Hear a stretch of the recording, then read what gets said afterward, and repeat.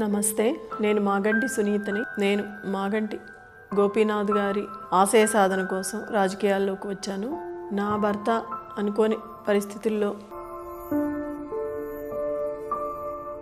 ఈ కష్టకాలంలో పెద్దవారు కేసీఆర్ గారు, సోదరుడు కేటీఆర్ గారు మా కుటుంబానికి అండగా నిలబడ్డారు. ఒక ఇంటి ఆడబిడ్డగా సపోర్ట్ చేసి ఇక్కడి వరకు తీసుకొచ్చారు.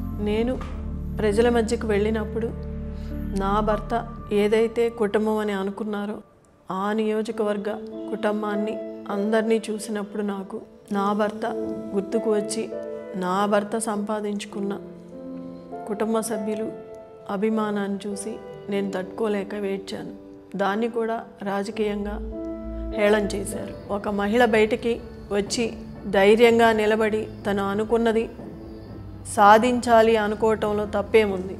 మీ కష్టకాలంలో మీ గోపన్న ఎంత అండగా నిలబడ్డాడో నా ఈ కష్టకాలంలో నాకు అంతే తోడుగా నిలబడి సపోర్ట్నిచ్చి మీ ఇంటి ఆడబిడ్డగా నవంబర్ 11న ప్రతి ఒక్కరూ బయటకు వచ్చి ఓటు హక్కును వినియోగించుకొని అందరూ సద్వినియోగం చేసుకోవాలని, నాకు నా కుటుంబానికి జూబ్లీహిల్స్ ప్రజలందరూ నాకు అండగా ఉంటారని, కారు గుర్తుకు ఓటు వేసి గెలిపిస్తారని ఆశిస్తున్నాను.